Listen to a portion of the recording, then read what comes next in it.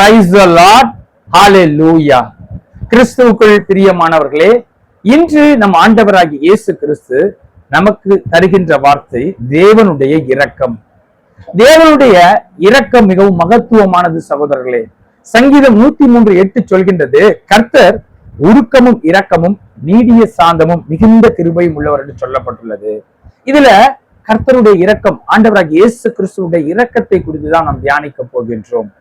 இதை நாம் 5 பாகங்களாக தியானிக்கும் பொழுது, முதலாவது பாகத்திலே தேவனுடைய இரக்கத்தை நாம் எப்படி பெறுவது என்றால், முதலாவது பாவத்தை அறிக்கையிட்டு விட்டுவிடும் பொழுது நாம் தேவனுடைய இரக்கத்தை பெற முடியும் என்பதை இந்த காணொளி வாயிலாக நாம் தியானிக்க போகின்றோம் சகோதரர்களே. நீதிமொழிகள் 28:13 சொல்கின்றது, தன் பாவங்களை அறிக்கையிடுகின்றவன் வாழ்வடைவான் என்று சொல்லப்பட்டுள்ளது. பாவங்களை மறைக்கிறவனோ வாழ்வடைய மாட்டான். அப்ப நம்ம என்ன செய்யணும்? பாவத்தை அறிக்கையிட்டு விட்டுவிட வேண்டும் சகோதரர்களே. இந்த பாவம் நமக்கும் ஆண்டவருக்கும் இடையே ஒரு தடுப்பு சுவராக இருக்கின்றது. தேவன் உங்களை ஆசீர்வதிக்க வேண்டும் என்று விரும்புகின்றார் சகோதரர்களே. ஆனால் அதற்கு தடையாக இருப்பது நம்முடைய பாவம் என்பதை நீங்கள் உணர வேண்டும் சகோதரர்களே. இப்ப இந்த பாவத்தை குறித்து நாம் தியானிக்கும் பொழுது, முதலாவது மனுஷனாகிய ஆதாம் தேவனிடத்திலே கீழ்ப்படியாமை என்ற பாவத்தினாலே அவன் தேவனோடு இருக்கிற உறவை இழந்து போனான் சகோதரர்களே.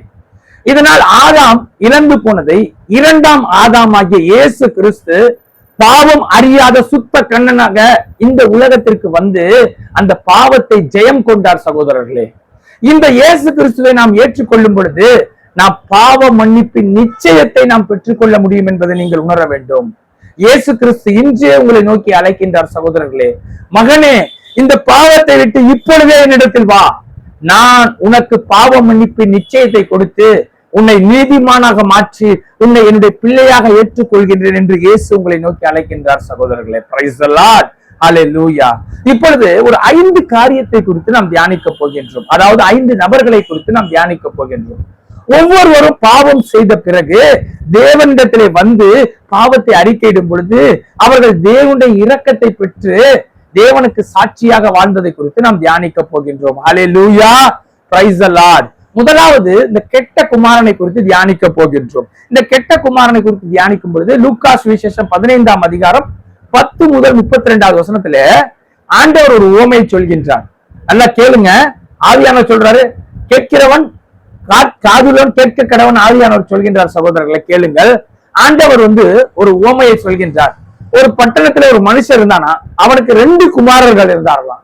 அதுல இளைய குமாரன் என்ன பண்றாராம், தகப்பனிடத்துல ஆஸ்திகளில் பாதியை வாங்கி கொண்டு, சொத்தை பிரிச்சு கொடுங்கப்பா அப்படி பிரித்து வாங்கி கொண்டு தூர தேசத்திற்கு சென்று துன்மார்க்கமாய் வாழ்ந்தார் என்று வேதம் சொல்கின்றது.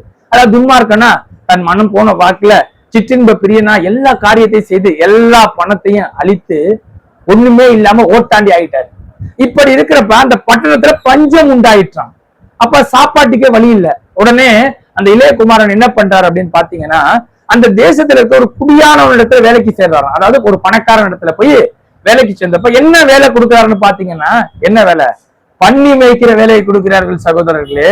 எப்படி இருந்தாலும் பன்னி மேய்க்கிற வேலைக்கு வந்தோன்னே பன்னியை மேய்த்திட்டு இருக்கப்ப அந்த பன்றி சாப்பிடுகின்ற தவிடு கூட அவருக்கு கிடைக்கவில்லையா, பட்டினியில வாடுறாராம் சகோதரர்களே. அப்ப அந்த இளைய குமாரன் நினைக்கிறாராம், நம்ம ஏன் இங்க இருக்கோம்?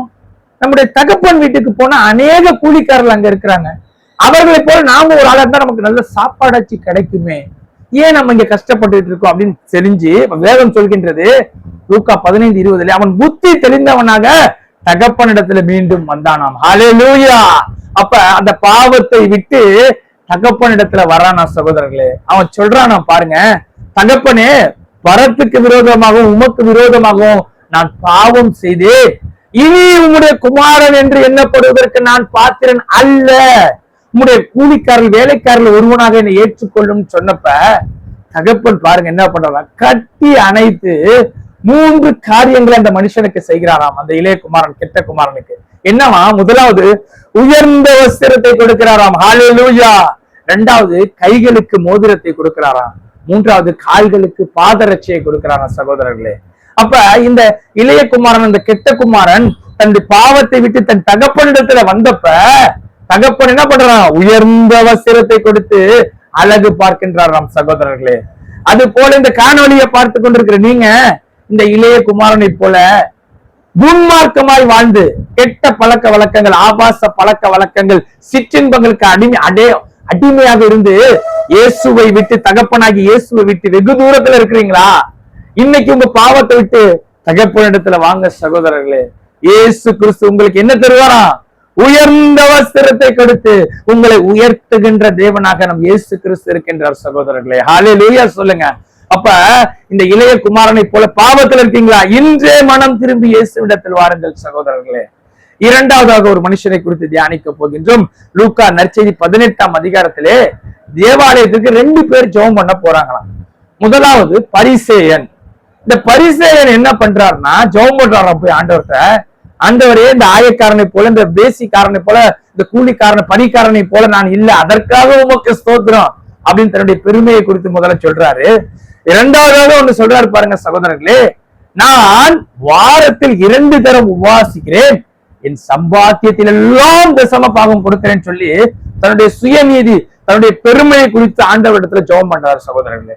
இது பரிசேயனுடைய ஜெபம். இரண்டாவது ஆயக்காரன் ஜெபம் பண்றாரு. அங்க சொல்லப்பட்டுள்ளது பாருங்க, அருமையான வார்த்தை வேதத்துல சொல்லப்பட்டுள்ளது. அவன் வானத்தை ஏறெடுக்க துணியாமல் தன் மார்பில அடித்து கொண்டு என்ன சொல்றான்? தேவனே, பாவியாகி என்று கிருபையாயிரும் என்று சொல்லி அவன் என்ன பண்றான்? தன்னுடைய பாவத்தை ஒத்துக்கொண்டு ஜெபம் பண்ணுகின்றான் சகோதரர்களே. வேதம் சொல்லுகின்றது, இந்த 2 பேர் ஜெபத்தில் யாருடைய ஜெபம் கேட்கப்பட்டதா? இந்த ஆயக்காரனுடைய ஜெபம் கேட்கப்பட்டு அவன் நீதிமானாக வீட்டுக்கு போனான். ஹல்லேலூயா. அப்ப இந்த ஆயக்காரன் பாவியா இருந்தவன் என்ன ஆயிட்டானா? பாவத்தை அறிக்கைட்டு ஜெபம் பண்ணோன்னு 2 பேர் வீட்டுக்கு போறப்ப இந்த ஆயக்காரன் நீதிமானாக வீட்டுக்கு போனானா? அப்ப இந்த ஆயக்காரனை போல நீங்க உங்களுடைய பாவத்தை அறிக்கையிட்டு தேவனிடத்துல ஜெபம் பண்ணும் பொழுது நீங்க எப்படி மாறுறீங்க? நீதிமானாக மாறுகிறீர்கள். ஹல்லேலூயா, பிரைஸ் தி லார்ட். அப்ப அங்க கெட்ட குமாரன் திரும்பி வந்தா அவனுக்கு உயர்ந்த வஸ்திரத்தை கொடுத்தாரு. இங்க ஆயக்காரன் தன் பாவத்தை அறிக்கையிட்டு ஆண்டவரிடத்துல மனம் திரும்பி வந்தாரு, ஜெபம் பண்ணாரு. என்னாச்சு? நீதிமானாக மாறுகின்றார். ஹல்லேலூயா. அப்ப இன்னைக்கு இந்த காணொலியை பார்த்து கொண்டிருக்கிற நீங்க இத பார்த்து முடிச்ச உடனே ஜெபத்துல உட்காருங்க. உங்களுடைய பாவத்தை எல்லாம் எடுத்து, ஆண்டவரே நான் இந்த பாவம் செய்தேன்னு எழுதி, யாருக்கும் தெரியாம எழுதி பாவத்தை அறிக்கையிடுங்க. பிறகு அந்த பேப்பரை கிழிச்சு போட்டுருங்க.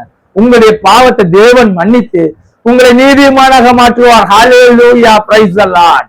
அப்ப 2 பேரை குறித்து பார்த்தோம். மூன்றாவதாக ஒரு நபரை குறித்து பார்ப்போமா? தாவீதை குறித்து, சங்கீதக்காரனாகிய தாவீதை குறித்து நாம் தியானிக்க போகின்றோம். 2 சாமுவேலின் புஸ்தகம் 11ஆம் அதிகாரத்துல ஒரு நிகழ்ச்சி நடக்குது சகோதரர்களே. நல்லா கவனிங்க. இங்க பார்த்தா என்ன ஆயிடுச்சு? 2 சாமுவேல் 11:1 சொல்லப்பட்டிருக்குது, ராஜாக்கள் யுத்தத்திற்கு புறப்படுகிற காலத்துல தாவீது யுத்தத்திற்கு போகாம எருசலேமிலே இருந்து விட்டார் என்று சொல்லப்பட்டுள்ளது. இப்படி இருந்ததுனால என்ன ஆயிடுச்சு? அரண்மனையின் உப்பரகின் மேல உலாத்தி கொண்டிருக்கும் பொழுது ஸ்தானம் பண்ணுகிற குளிச்சுக்கிட்டு இருக்க ஒரு சிறிய பாக்குறாராம். அந்த சிறி வெகு அழகுள்ளவளாக இருந்தோன இச்சையினால நிரப்பப்பட்டு, யார் அந்த பெண்மணி என்று கேட்கும் பொழுது ஏத்தியனாகிய உரியாவின் மனைவியாகிய பத்சேபான்னு சொன்னோன்ன இச்சையினால் நிறைந்து என்ன பண்றது இல்ல, அவளை கூட்டிட்டு வாங்க அப்படின்னு சொல்லி அவளோட சயனித்து அவருடைய வாழ்க்கையை கெடுத்து போட்டார் சகோதரர்களே.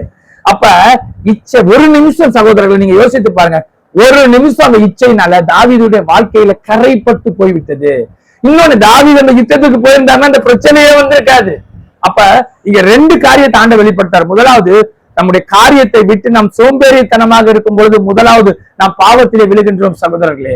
தாவீது அந்த யுத்தத்திற்கு போயிருந்தாருன்னா அந்த பிரச்சனையே வந்திருக்காது, நீதிமானாக இருந்திருப்பாரு, அவருடைய வாழ்க்கையில இந்த கரையே இருந்திருக்காது. 2வது பாத்தீங்கன்னா, இச்சையினால நிரம்பினதுனால ஒரு நிமிஷம் சந்தோஷத்தினால தன்னுடைய வாழ்க்கையில அந்த கரையை போக்க முடியாத அளவுக்கு தாவீது போயிட்டாரு. அப்ப இச்சை அவங்களுடைய வாழ்க்கையை அழித்து விடும் சகோதரர்களே. ஆண்டவர் ஒரு எச்சரிக்கையோடு உங்களை சொல்கின்றார், மகனே மகளே, இந்த காணொலியை பார்க்கின்ற நீ உன்னுடைய இச்சையை விட்டு விலகு. வேதம் சொல்கின்றபடி இச்சைக்கு விலகி ஓடுங்க. ஹல்லேலூயா. அப்ப இங்க நம்ம பார்க்கும் பொழுது இந்த தாவீது என்ன பண்ணிட்டாரு? பத்சேபால வாழ்க்கையை கெடுத்த பிறகு அடுத்த பிசாசு ஒரு சிந்தையில எப்படி கெடுக்குது பாருங்க. தப்பு செஞ்சுட்டாரு. இத மாத்திரத்துக்கு தாவீது என்ன பண்றாரு? அனுப்புறாரு, ஏய் உரியாவை வர சொல்லுங்க ஊருக்கு அப்படின்னு சொல்லி போர்க்களத்துல இருந்து உரியா வர சொல்லி உன் மனைவியோடு சந்தோஷமா இருக்குன்னு அனுப்புறப்ப உச்சிதமான பதார்த்தங்களை கொடுத்து அனுப்புறாராம். அனுப்புனோன்னு என்ன ஆயிடுச்சு? உரியா எப்படிப்பட்ட ஆளு சொல்றாரு பாருங்க, வேதம் சொல்கின்றது அருமையாக, என் ஆண்டவனாகிய யோவாபு அங்கே போர்க்களத்துல இருக்கும் பொழுது நான் எப்படி என் மனைவியோடு இன்பமாக இருப்பேன்னு சொல்லி அரண்மனை வாசல்லே படுத்துட்டாராம் அந்த உரியா. இப்படி இருக்கிற உரியா முதல் பிளான் பண்ணாரு, உச்சிதமானது பதார்த்தங்கள் அனுப்ப முடியல. ரெண்டாவது ஒரு திட்டம் போடுறாரு பாருங்க தாவீது, குடித்து வெறிக்க வைத்து இப்போ வீட்டுக்கு போன்னு சொல்றப்ப அப்பையும் உரியா போகல. அப்ப இந்த தாவீது என்ன பண்றாரு பாத்தீங்கன்னா, இது வேலைக்கு ஆகாது, இனிமேல் உரியா கதைய க்ளோஸ் பண்ணிடணும் அப்படின்னு சொல்லி உரியா கையில நிருபத்தை எழுதி உரியாட்ட கொடுத்து யோவாபுட்ட போய் குடின்னு சொல்றப்ப, மும்மரமா போர் நடக்கிற இடத்துல உரியாவை முன்னாடி விட்டு நீங்க பின்வாங்கிருங்க, அவன் வெட்டுண்டு சாகும்படி செய்யுங்கன்னு அந்த நிருபத்தில் எழுதி கொடுத்து அதன்படியே உரியா மரித்து போய் செத்து விடுகின்றான் சகோதரர்கள். இங்க நீங்க பார்க்கும் பொழுது இது கர்த்தருடைய பார்வைக்கு பொல்லாததாய் போயிடுச்சு. என்ன பண்றாரு, ஒருத்தருடைய மனைவியை எடுத்து அவனுடைய வாழ்க்கையை அழிச்சிட்டு அவனையும் கொண்டு போட்டுறான். எவ்வளவு பெரிய பாவம் செய்தவனாக இருக்கும் பொழுது ஒண்ணுமே தெரியாத மாதிரி இருக்கிறப்ப 2 சாமுவேல் 12ஆம் அதிகாரத்திலே கர்த்தருடைய பார்வைக்கு பொல்லாப்பா இருந்தபடினாலே கர்த்தர் நாத்தான் தீர்க்கதரிசியை அனுப்புகின்றார். நாத்தான் வந்து சொல்கின்றார், ஒரு பட்டணத்துல 2 பேர் இருந்தாங்க, ஒரு ஐஸ்வர்யவான் ஒரு தரித்திரன். ஐஸ்வர்யவானுக்கு அநேக ஆடுகள் எல்லாம் இருந்தது, அந்த தரித்திரனுக்கு ஒரே ஒரு ஆட்டுக்குட்டி இருந்ததான். அது அவருடைய மகளை போல அவனுடைய மடியில விளையாண்டதான் வேதம் சொல்கின்றது. இப்படி இருக்கும் பொழுது ஒரு வழிப்போக்கன் வரும் பொழுது அவனுக்கு விருந்து வைக்கிறதுக்கு என்ன பண்றானா, இந்த ஆட்டுக்குட்டி, இந்த தரித்திரவான் இருந்த ஒரே ஆட்டுக்குட்டி அடித்தான்னு சொன்ன தாவீதுக்கு கோவம் வந்துருச்சு. யார் அவன், அவன் மரணத்திற்கு பாத்திரவன் என்று தாவீது சொல்கின்றார். அவன் நாளத்தனையாக அந்த ஆட்டுக்குட்டிக்கு கொடுக்க வேண்டும் என்று சொன்ன பொழுது, நீயே அந்த மனிதன் என்று நாத்தான் சொன்ன பொழுது, இங்கதான் பார்க்கின்றீங்க சகோதரர்களே, இந்த தாவீது என்ன பண்றாரு, அந்த தப்ப உணர்ந்தோன நான் கர்த்தருக்கு விரோதமாக பாவம் செய்தேன் சரண்டர் ஆயிடுறாரு. இவ்வளவு நேரம் தாவீதை கெட்டவனை போல நம்ம சொன்னோம். ஆனா இங்க தாவீது என்ன பண்றாரு, தேவன் அந்த தவற்றை சொன்ன உடனே, நாத்தான் வழியாக சொன்ன உடனே உடனடியா என்ன பண்றாரு, நான் கர்த்தருக்கு விரோதமாக பாவம் செய்தேன்னு சொல்லி சரண்டர் ஆயிடுறாரு. அப்ப நாத்தான் சொல்றாரு, நீ சாகாதபடிக்கு தேவன் பாவத்தை மன்னித்தார். ஹல்லேலூயா. அப்ப அதுக்கப்புறம் தாவீது என்ன பண்றாரு, அழுது மன்றாடி 51வது சங்கீதத்தை எழுதுறாரு. அங்க சங்கீதம் 51:11 சொல்றாரு, உம்முடைய சமூகத்தை விட்டு என்னை தள்ளி விடாதையும், உம்முடைய பரிசுத்த ஆவியை என்னிடத்திலிருந்து எடுத்து விடாதையும் சொல்லி கண்ணீரோடு ஜெபிக்கின்றார் சகோதரர்களே. அப்ப பாவத்துல விழுவது இயல்புதான். அவர் செஞ்சது சரியா, சாதாரண பாவம் இல்ல, பெரிய பாவம் செஞ்சாலும் தேவ சமூகத்துல உட்கார்ந்து பாவ மன்னிப்பு நிச்சயத்தை பெற்றுக் கொண்டபடினால் அவன் சாகாதபடி தேவன் பிழைத்திருந்தார் சகோதரர்களே. அப்ப நீங்க இங்க பார்க்கும் பொழுது இந்த தாவீது பாவத்தை அறிக்கையிடும் பொழுது தேவன் அவருக்கு இரக்கத்தை கொடுக்கிறார் சகோதரர்களே. அப்ப நம்ம இங்க பார்க்கும் பொழுது எப்பேற்பட்ட பாவம். அப்ப பாத்தீங்கன்னா ஒருத்தனுடைய மனைவியை அபகரித்துட்டு அவனை கொலை செய்யற பாவத்தை பண்ணிட்டாரு. இருந்தாலும் பாவத்தை மன்னிக்கின்ற தேவன் தாவீதுக்கு தண்டனை கொடுத்தாலும் அவன் சாகாதபடி பிழைத்திருக்க செய்து அவனை மன்னித்து தேவனுடைய இரக்கத்தை தருகின்றார் தேவன் சகோதரர்களே. அப்ப இந்த காணொலியை பார்த்து கொண்டிருக்கிற நீங்க எப்பேற்பட்ட பாவம், பெரிய பாவங்கள் செய்தாலும் இன்னைக்கே இயேசுவிடத்துல மனம் திரும்புங்க. ஆண்டவர் உங்களுக்கு இந்த தாவீதை மன்னித்த தேவன் உங்களையும் மன்னித்து உங்களை ஆசீர்வதிக்க வல்லமை உள்ளவராக இருக்க அவருடைய இரக்கத்தை பெற நீங்கள் தகுதி உள்ளவர்கள் சகோதரர்களை இன்றைய இயேசுவிடத்தில் வாருங்கள். ஹல்லேலூயா. இன்னும் 2 பேர் நம்ம ஷார்ட் அண்ட் ஸ்வீட்டா சொல்லிடுவோம். பாத்தீங்கன்னா இன்னும் ஒரு ஆளு பாத்தீங்கன்னா சிம்சோனை குறித்து நாம் தியானிக்கும் பொழுது, இந்த சிம்சோன் பாத்தீங்கன்னா இஸ்ரவேல் ஜனங்களை ரட்சிக்கும்படி ஒரு இரட்சகனாக தேவன் இந்த சிம்சோனை ஏற்படுத்தினார். ஆனால் இந்த சிம்சோன் என்ன செய்கின்றார் என்று நாம் பார்த்தால், ஒரு வேசியின் இடத்தில் போனார் என்று வேதத்திலே நாம் வாசிக்கின்றோம் சகோதரர்களே. தான் எதற்காக வந்துள்ளோம் என்பதை அறியாதவனாக நாம் ஒரு தலைவனாக தேவன் நம்ம ஏற்படுத்தி இருக்கிறார் என்பது இந்த சிம்சோன் அறியாதவனாக ஒரு வேசியின் இடத்தில் போகின்றான். பிறகு தெல்லிலாள் என்ற பெண்ணிடத்தில் போன பொழுது அந்த பிரபுக்கள் எல்லாம் சொல்றாங்க, அவனுடைய மகாபலம் எதுல இருக்குன்னு சிம்சோன் கேட்டு சொல்லுங்கிறப்ப 3 தடவை கேட்கிறப்ப போய் சொல்றான். 4வது தடவை அவன் டெய்லி போட்டு நச்சரிக்கிறதுனால சொல்லிடுறான், என்னுடைய ஜடைகளை சிறைச்சி போட்டா, என்னுடைய முடிய சிறைச்சிட்டா என்கிட்ட இருக்க பலம் எல்லாம் போயிடும், நான் நசரேய விரோதத்துல இருக்கிறவன், நான் ஒரு நசரேயனா இருக்கிறேன்னு சொல்றப்ப அவன் தூங்குறப்ப எல்லாத்தையும் சிறைச்சோன சாதாரண மனுஷனை பொழுது சிம்சோன் மாறுகின்றான் சகோதரர்களே.